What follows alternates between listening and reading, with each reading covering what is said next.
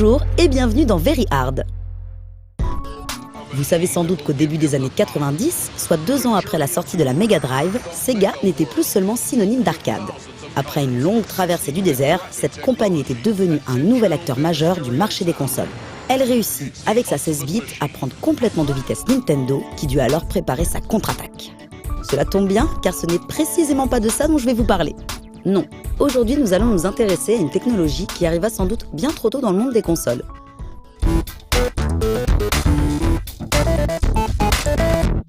Vers 1985, le CD-ROM, descendant du CD audio de Sony et Philips, fit son entrée, et ce de manière expérimentale et à destination du monde informatique. Pouvant contenir au minimum 540 mégaoctets, il concrétisait ainsi le rêve de millions d'utilisateurs qui employaient régulièrement des disquettes dépassant rarement 720 kilooctets. Ce nouveau stockage s'avérait alors tout simplement stupéfiant, au point que certains se demandèrent ce qu'ils pourraient bien y stocker, hormis des encyclopédies. Des firmes comme Atari et Commodore s'intéressèrent de très près à cette nouvelle technologie et projetèrent de l'utiliser dans leur gamme de micro-ordinateurs. Néanmoins, la première machine commercialisée au monde à utiliser un lecteur de CD-ROM ne fut pas un ordinateur, mais une console, la PC Engine. Ce fut précisément en décembre 1988 que NEC la dota de cet accessoire avant-gardiste. Fujitsu, sorti par la suite en février 1989, le FM Towns, premier micro-ordinateur à posséder un lecteur CD-ROM en série. De son côté, la PC Engine était alors la console la plus populaire au Japon, derrière la Famicom. Mais si le CD-ROM lui permettait d'avoir de superbes intros, une bande-son de qualité CD et des doublages assurés par des stars du monde de l'animation, elle restait malgré tout, de par son image futuriste et le coût de ses accessoires, une console élitiste.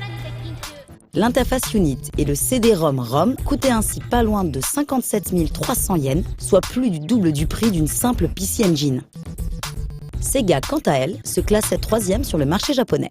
Devant l'échec de Hudson NEC sur le marché américain, dans l'optique de booster ses ventes à l'international et bien entendu de contrer la future 16 bits de Nintendo, la folle idée d'un accessoire utilisant la technologie laser fit progressivement son chemin.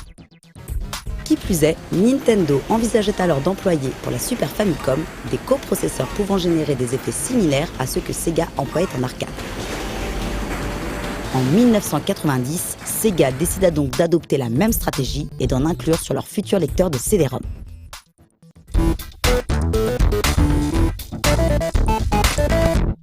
Ce furent les équipes de Sega Japan, avec l'aide de JVC, qui conçurent le Mega CD en totale autonomie. Les principaux défauts qui empêchaient le CD-ROM de la PC Engine de lire en continu une véritable vidéo furent ainsi résolus. Tout d'abord, une mémoire cache de 128 kilobits et une mémoire principale de 768 kilooctets, associée à un codec de compression, facilitaient ainsi le développement des jeux en full motion vidéo. Ces jeux n'étaient autres que les fameux films interactifs qui allaient révolutionner le jeu vidéo par le biais des CD-ROM. Malgré une faible vitesse de chargement de 150 kilooctets par seconde, certains créateurs purent enfin concrétiser leurs fantasmes. Cela fut notamment le cas avec des jeux comme Night Trap,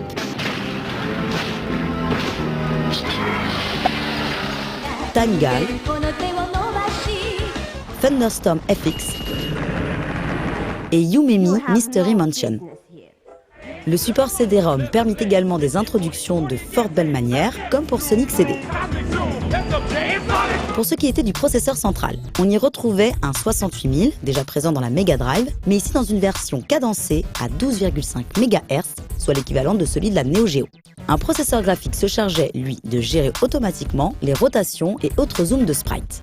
Ces effets furent notamment employés dans The Adventures of Batman and Robin, ainsi que Batman Returns. Au niveau du son, un tout nouveau processeur fit son entrée afin d'épauler le YM2612 de la Mega Drive.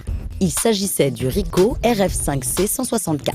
Spécialisé dans la reproduction de samples numériques, comme pour l'Amiga et la Super NES, il était doté de 8 voix à 32 kHz. Et tout comme sur la Super NES, les samples devaient néanmoins tenir dans les 64 kilooctets disponibles. Enfin, le CD-ROM n'étant pas un support réinscriptible, il possédait une mémoire de 64 kilobits pour pouvoir sauvegarder. Des sauvegardes que l'on pouvait transférer sur une cartouche, la CD Backup RAM Cart. Un autre accessoire fut, lui, tout particulièrement destiné au public japonais, le karaoké. Le Mega CD sortit le 1er décembre 1991 au Japon. Il fut renommé Sega CD pour sa sortie aux États-Unis en 1992, puis arriva enfin en Europe en 1993. Malgré sa supériorité technique, ce périphérique ne fut jamais pleinement exploité techniquement, ne serait-ce qu'à la moitié de sa puissance. La faute à une conception en totale autarcie, sans aucune collaboration avec l'équipe américaine, qui entraîna un retard considérable au niveau de la connaissance du hardware.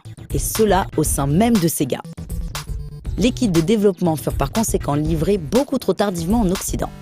Compte tenu du peu de jeux développés spécifiquement et du grand nombre de portages des versions cartouches, le public eut, lui, bien du mal à faire la différence avec les versions Mega Drive où souvent seul le son différait. Le dernier point négatif concernait son prix beaucoup trop élevé. Il fallait ainsi compter 49 800 yens, soit plus de 300 €. Un prix qui pouvait paraître excessif, mais qui restait conforme à celui d'une technologie alors en devenir. L'Europe dut d'ailleurs se contenter majoritairement de la seconde version du Mega CD, d'apparence bon marché et dépourvue de chargement frontal. Par la suite, JVC produit ses propres modèles combo, ressemblant à ce qu'avait fait NEC avec sa PC Engine Duo. 2 modèles de Wonder Mega sortirent ainsi au Japon, tandis que les États-Unis virent une version du nom de XI. De son côté, Sega finalisa un petit bijou d'optimisation à destination de l'Occident, le Multi-Mega, appelé également CDX aux États-Unis. Il s'agissait d'un combo Mega Drive Mega CD tenant dans l'équivalent d'un simple baladeur CD. Il est enfin à noter qu'au niveau des compatibilités Mega Drive et Mega CD figurait une mini boombox Daiwa ainsi qu'un module pour le laser actif de Pioneer qui permit la naissance de jeux spécifiques sur les laserdiscs.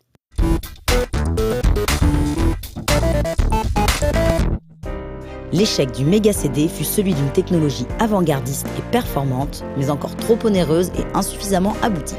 La lenteur des lecteurs de CD-ROM resta une constante sur les machines suivantes, entravant la pleine utilisation de ce média. Ce n'est d'ailleurs pas la PlayStation ni la Saturn qui nous prouveront le contraire. Mais ça, c'est une autre histoire.